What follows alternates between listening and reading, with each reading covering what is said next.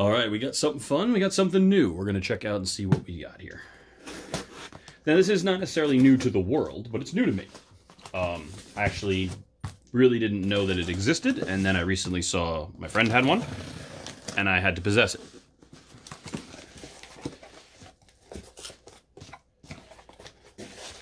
Finding it was a little difficult at a very good and reasonable price, and so I actually went on to Big Boy Collectibles, and to be honest with you, not only was it cheap and affordable, but as you can see, the packaging is outstanding.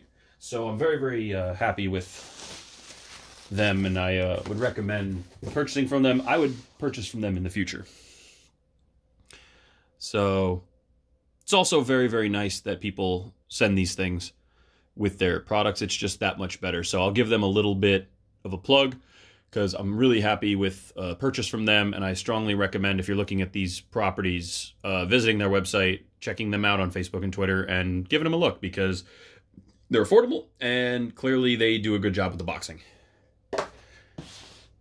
So as you can see, when I was a kid, I used to watch in New York, it was called WPIX Channel 11, later became known as WB11, and now is currently known as the CW11. So that channel evolved over the years. But back in the day when it was WPIX, every Saturday they would do movies. New York would run just, you know, popular movies from the previous decade. So in the 90s, as a young kid, you know, 10, 11, 12, maybe even 7 or 9. I don't remember the first time I saw it, but Masters of the Universe, the movie, came on. And of course, Canon films were always shown on WPIX because they were such a crap company, and their distribution was so heavy that they syndicated out to anybody who would run their movies. And, you know, they're known as classics, but when you know the story of that company, it's such a garbage company. But one of their little gems was Masters of the Universe. It was nice to see the toy line get a film, even though a lot of people felt it was a completely garbage film, even despite the quality of actors who were in it. Actors who later went on to star in Friends, actors who went to star in Star Trek, of course, Frank Langella, multi-time Tony Award winner, Academy Award winner. I don't think he won an Academy Award. He was nominated for Nixon, Frost Nixon, but I don't think he won. Just a fantastic cast. And, you know, Dolph Lundgren may not be the greatest actor ever, but he's certainly one of the most accomplished people in the world, speaks 5 languages, masters in chemical engineering, Rhodes Scholar, so very, very intelligent man, hosted Brain Games for a while, but really eclectic group, very interesting take. Costume work was fantastic, the sculpting, the execution of the costumes was absolutely wonderful, the set design was fantastic. Really, really awesome film, and Frank Langella's portrayal of Skeletor, probably one of the greatest performances ever. One of his favorite performances, and to be honest with you, in my opinion, I think it's the greatest villain performance of all time. It surpasses Darth Vader because it took 3 people to make Darth Vader, and it only took one Frank. Frank did all his own stunts, he did all his own sword fighting, he did his voice, he was in the makeup, he was the 6'4" monster on screen, so it was one guy. Vader took David Prowse, Vader took Nick the sword fighter, and then, of course, it took James Earl Jones's voice. So in my opinion, and Skeletor actually wins, which is what's great. He gets the power, he wins, he's the man, and the only reason he loses is because the script made him lose. But in reality, he did not lose that fight. He won, and it was fantastic. And they've released a really nice figure of it, and I am very anxious to take it out.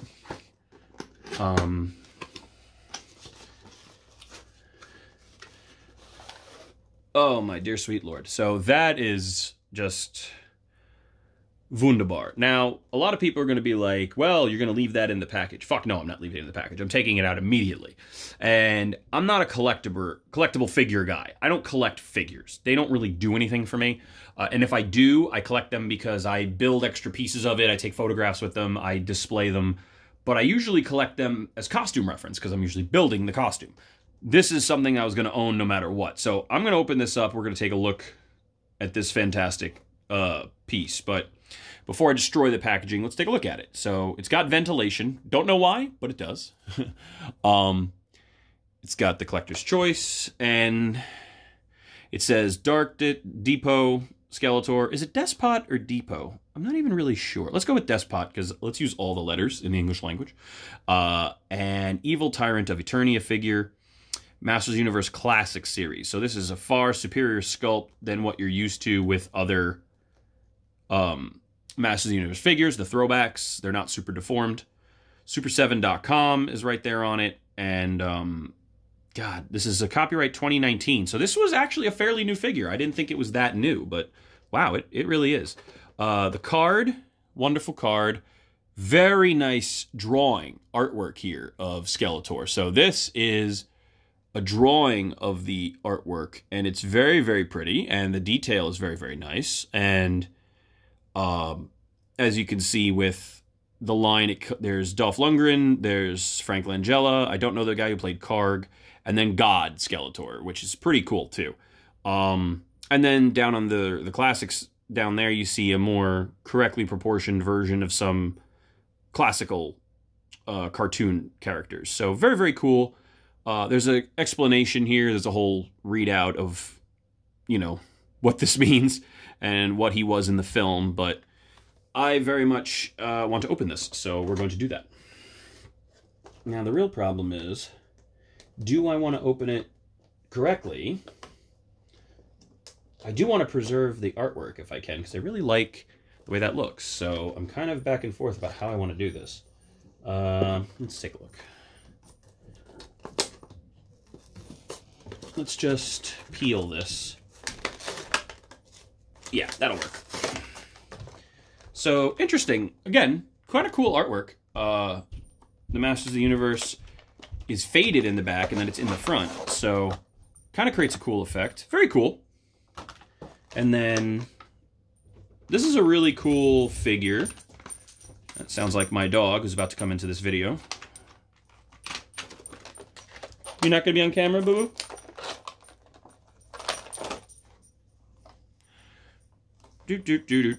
So, as far as figures go, there's like 3 things that collectors really like, and then there's 3 things that people like me really like. So, collectors are all about accuracy, posability, why, I don't know, proportions, you know, that kind of whole aspect of it. And they're all about the accessories. They love when there's really cool accessories. For me, if I'm going to get a figure, it's got to be a good paint job. And I really prefer when the layers of the costume are layered on the figure. So that makes things a little better. And there's my dog. Hi, bud. Can you go find Mommy? Where's Mommy? Go get her. So we're going to take this out and take a look at this guy. So give me the staff. So the first thing that strikes me about this figure is that it's got wrist joints, which is kind of interesting. I've never really seen mobile wrist joints like that before. That's kind of cool. The shoulders have mobile joints, the hips have mobile joints, but there's a lot going on with this, so before we dive into it, I'm going to touch on some accessories. So the staff, for one. Very, very cool staff, but it's very bendy, which is unfortunate because I would prefer this to be a little bit of a harder plastic because it'll tend to warp, but a heat gun and a little bit of shaping can solve that problem. Bye-bye. Ooh, hi, Mommy. So, it also has a lot of gold. Now, the costume has some gold as well, which is great for detail work, but in terms of accuracy, there was not a lot of gold on Skeletor's costume in the film. So Skeletor's costume was actually a sort of a beat-up purple hue of silver, which was augmented with some very plum cherry red paints here and there. Now, they did get a lot of that, but I will say that the detail on the pieces is pretty outstanding, and I have some things to show you guys just how close it is, but first of all, the face. That is a fantastic sculpt. And the hood is not one with the face. It's a separate piece, which is very, very nice. I do enjoy that very much. It is missing the medallion on the back. So that is something that they missed. I can add that personally. But the belt buckle, and this is very leathery. Now, this was a fabric. the tabards and the skirt was a fabric. It was not a leather, but I kind of like that it looks like a leather. That's pretty cool. So the tabards have 12 of a particular design. Then it had 5 of a particular design, 4, 3, and 1. So they're obviously not going to get that much accuracy in, but we're going to look at the tabards anyway. Now, if you get really close to this, let's see if I can... Yeah, the bottom, the bat, that's accurate. That's what's supposed to be there. Then there should be 3 skulls above it, which there are. And then above that, 4 what I call the Banshee, which they did. And then there's a series above that. So they do have almost perfect examples of what should be there, but it gets a little thin when you get to what I call the bear squares. There should be 12 and 12. But like I said, there's not going to be enough room to do that on a figure that's 7 inches. But the actual sculpts are pretty close to what they're supposed to be. You could kind of tell what they are. Now, I will show you what they are because I have them. What are you doing? My cat's down here too. So let me grab the reference material and I will show you guys what that looks like.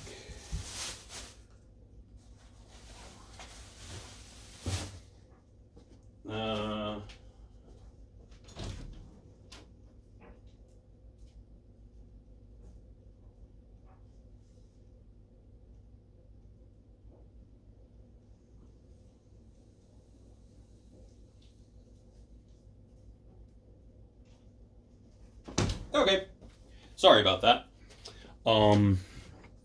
So when it comes to the tabard, this is an actual tabard from the film. And as you can see, there are 12 of the identical bear squares.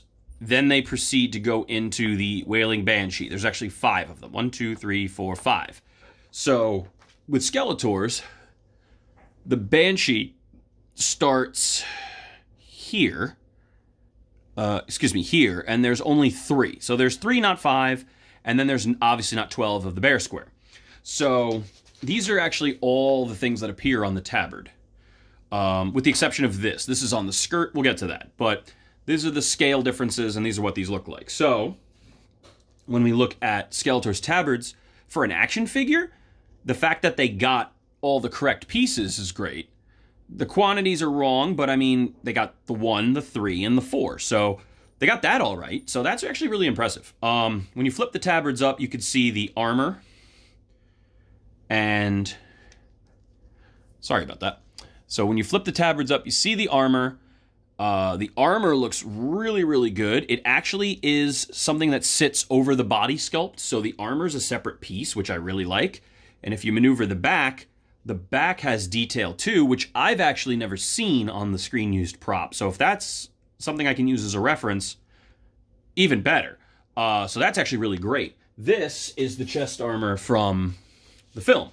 So as you can see, it's got 4 of the swirlies that lead off into 4 of the zigzags, and then there's a 5th additional zigzag up top. So if we peel this up and we look, you can see that the 1, 2, 3, 4, 1, 2, 3, 4, and then way up top there is the 5th zigzag. So they got that all right too.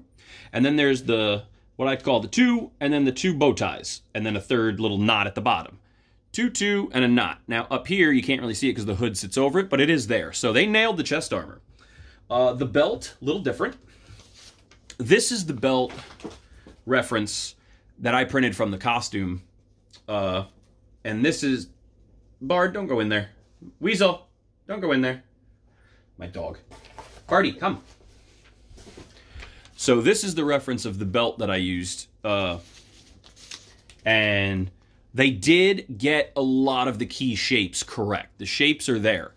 But their interpretation of what the shapes were was not accurate. So unfortunately it led to a little bit of an interpretive paint job and things like that. But it's actually pretty amazing. Weasel, you want a cookie? Mommy's got cookies. Go get her. Go get her, Weasel. So that's actually really, really impressive, the belt. But I actually have a 1-to-1 scale version of the belt buckle that I have done, which contains a lot of the elements. And so the ribbon is the big thing that you really, that stands out. And they got the ribbon. So the ribbon and the knot, they got. So, and then this little shape here, they got as well. So again, they captured so much of the detail, which is impressive. Shoulder pads, same thing. If you look with the red and the knots that are supposed to be there, the only thing that's a little weird is they have some nubs that stick out. So if we grab a shoulder pauldron, you can see I haven't cut away all of it, but the white area, if you cut it out, 1, 2, 3, 4, that is all nubs that stick out. So as far as the armor goes,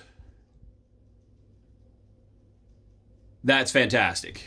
So, now the hood has a bit of a purple hue to it, which is kind of cool. Here come the dogs.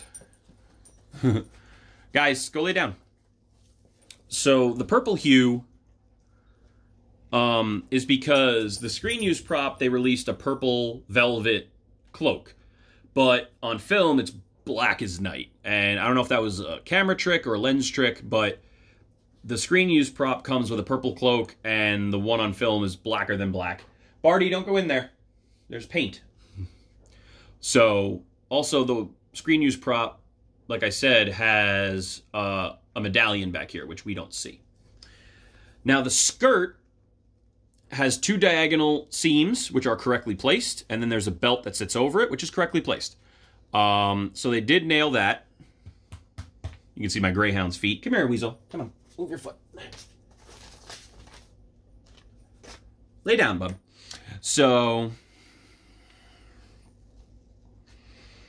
the skirt has all these bits and pieces on it. Now, the one major addition is there's the 3 bones, or what I call the 3 bone, but there's these little rows. This is all horizontal bones.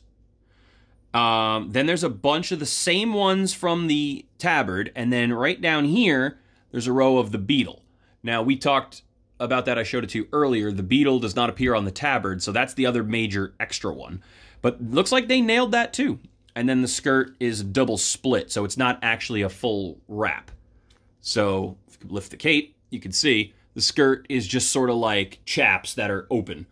So, very, very cool.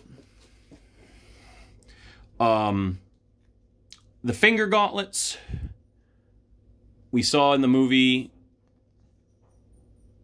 that they came over the knuckle to the mid part of the finger here and had little dots. They have that, but then Frank had little tips on the end of his gloves, which I don't really see on these. Maybe they're sculpted, but they're just not painted, so I can revisit that. Finny, out. You'll excuse me, I'm going to go grab my dogs and get them out of here. My wife let them down here. Come on, boys. Cookies. Come on, up.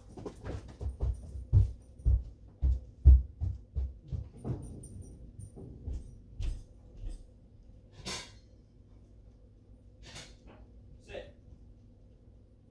Stay.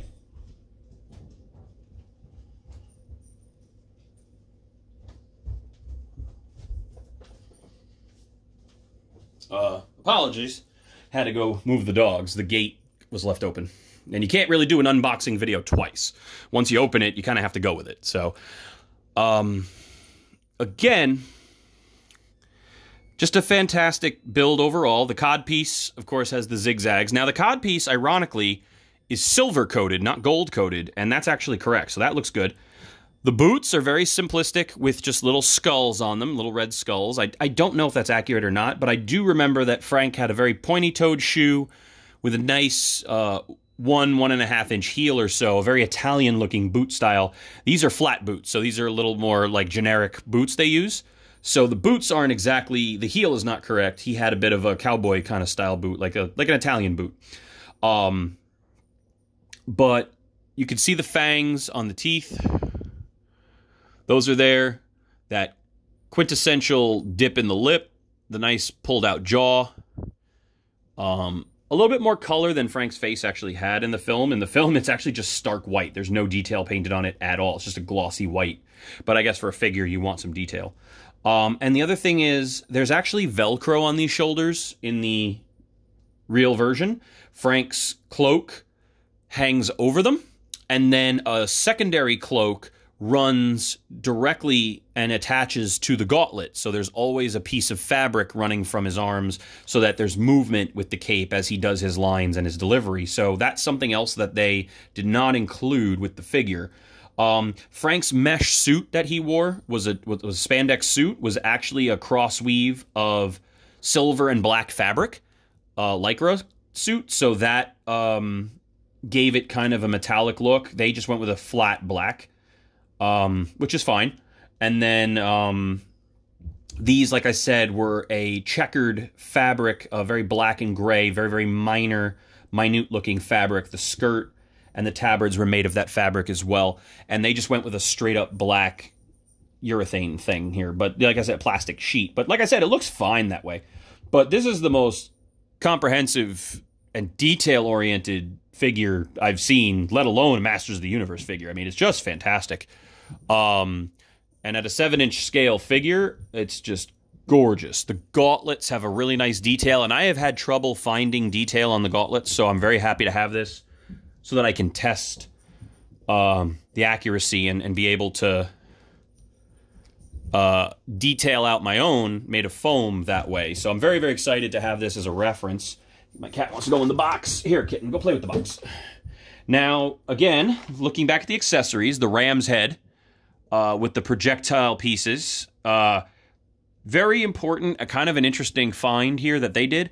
Frank's staff had asymmetrical twisty horns that came off. So one horn twisted forward and one horn twisted back. So they were the same sculpted horn, but one was here and one was here. So when you flip it 180 degrees, they go different ways. This one does that. So this one goes backwards, this one comes forward. So they got the asymmetry, which is incredible how they could get that level of sculpt and still miss the coloring. On the back, that big disc in the middle, that is accurate. That's what's supposed to be there. The horns look really good. Everything is, and it's got the 2 bolts, so the staff's headpiece slid on and was held on with 2 bolts. That's correct. Then 2 and 3, and then, yeah, this is all the detail. Whoever sculpted this friggin' nailed it. I mean, I'm half wondering if they didn't just 3D model this and then print a 3D print of it and then mold that. But whoever did the modeling, 3D or other, really crushed it. The staff is just exactly the way it's supposed to look. Again, I may need to repaint all this, but they crushed it. The sword is kind of fun. It is a version of the Eternian sword that we only see at the very, very end of the film. And the hilt is got that classic Skeletor sculpt. It has a skull on it. So Skeletor's sword mirrored He-Man's sword. They were supposed to be like 2 sides of the same coin. And because Dolph Lundgren's sword was sculpted a certain way, Skeletor's had to look almost identical with a little bit of evil in it. So what they did was they did almost the exact same... let me see if I can get this to focus. I apologize. It helps if I move the figure, I think. And then this is the only thing in the subject. So it helps...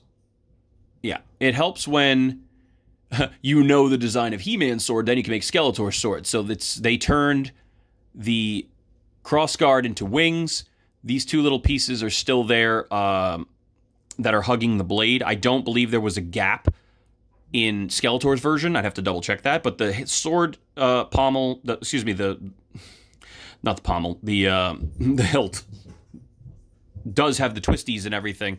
They did a really good job getting this one as well. Now, I don't have one, but I have screen caps of the actual pulls from that mold, so I know what it looks like, and it's a really good job. The paint job leaves a little something to be desired. We could spice that up a little bit, though. The last thing this comes with, which is actually really cool, and I'm kind of debating whether or not I'm going to make one of these, is the Cosmic Key. Skeletor is not really seen without his Cosmic Key in the entire film, so it's very, very cool. Gwildor made this for him, lest we know that Gwildor made a second one, which is the primary one we see throughout the film, which later falls into the hands of Lieutenant Paris from Star Trek Voyager and Courtney Cox from Friends. But very, very intricate piece. I would not want to mold this or have to do pulls of this. This would be a pain in the ass. Somebody told me that they wanted me to do a pull of this. I don't even think I could do it. It's so complicated. Like, really good reference though for making a replica, but Jesus Christ, it's really complicated. The Cosmic Key is not something. Now the only thing that's weird is this one is not. This is the red button. And it's not red, so I can go in and paint it red, but they got red everywhere else, so I wonder why the red button isn't red. Just little things like that, I'm a little curious, and the only thing I can think of is the people who were painting or working on it perhaps were not familiar with the film, or there could have been time or budgetary constraints, but I don't know how you can get, like, this red dot and then miss the giant red button, which is referred to as the big red button, and not have it red. But either way, the strap is a separate piece, which is glued on. All these extra pieces are just glued on and, you know, put in place. It's really impressive. It makes for a great display. The next logical thing is to go in with some foam or 3D printer and make the throne of Eternia and put him on the throne. Now, with the skirt the way it is, it makes it curious if he would be able to sit on it. As you can see, there is some mobility to the figure, but it's not clear if he would comfortably sit. This figure's meant to stand, so you could have him stand at the throne, but as you can see, is his posability limited by the costume. So you're kind of in a catch-22. You want the costume to be as detailed as possible, but if you want the figure mobile, you can't have all this detail because it gets in the way, all these layers. So I'm actually pretty happy with the detail, and the fact that he has to stand doesn't bother me. So I would just simply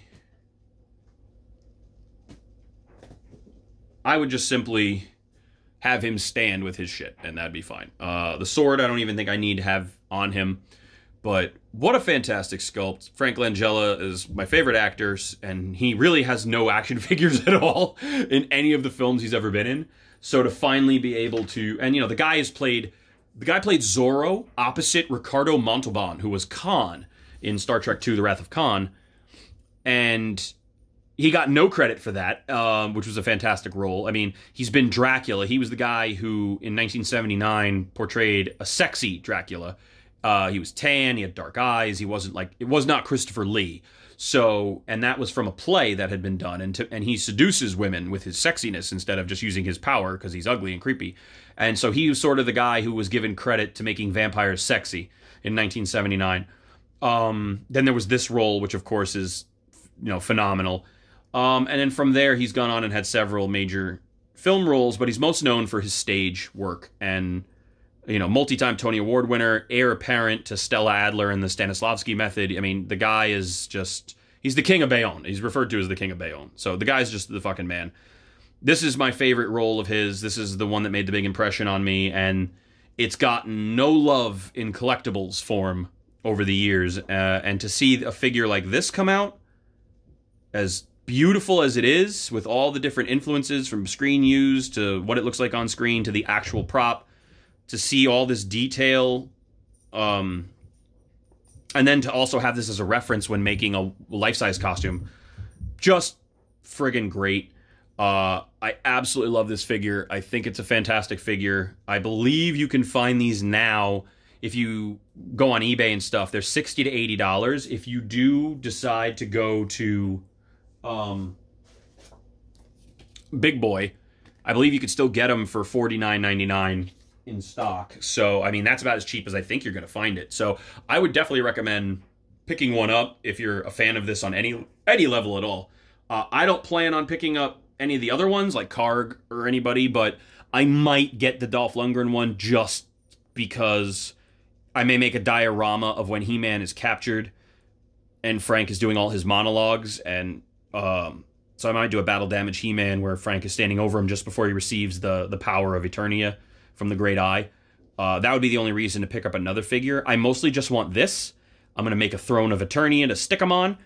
But then again, I haven't even made my Lord Draken throne yet, so what do I know? Maybe I won't ever make it. But it's on my to-do list.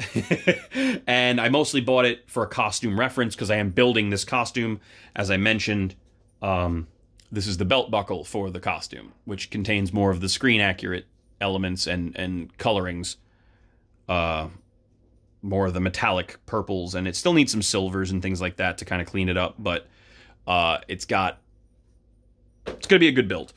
So love this figure, highly recommend it. You know, as far as figures go, I mean, with the only gripe being the posability, 9.5 out of 10, because I can't make him sit down, which would be cool if I could. But that seems something more like it would be a statue. If somebody sculpted just a static statue, him sitting on the throne, that seems more likely. But considering these are all the same base model and then they have all the extra costume elements and heads and things added on, yeah, I mean, solid offering from the Masters of the Universe line. I think the cod piece is actually a separate piece, but I don't know. He's got these weird zigzag undies, and they are what they are. But the fact that there's detail sculpted even in places you can't see, under the cape, things like that. The cape is 3 different layers of fabric, which is what it's supposed to be. I absolutely love the thing to death. I was going to repaint it, but I may just leave it. I'll be honest with you. It looks really good. So I highly recommend. Pick one up. Strong thumbs up from me on the Masters of the Universe figure. The Dark Depot or Dark Despot Skeletor. I don't know what you call it. But the Evil Tyrant of Eternia figure from Masters of the Universe Classic Edition as part of the Masters of the Universe Collector's Choice run. Absolutely highly recommend. My friend has the He-Man as well. I'm sure they're all fantastic.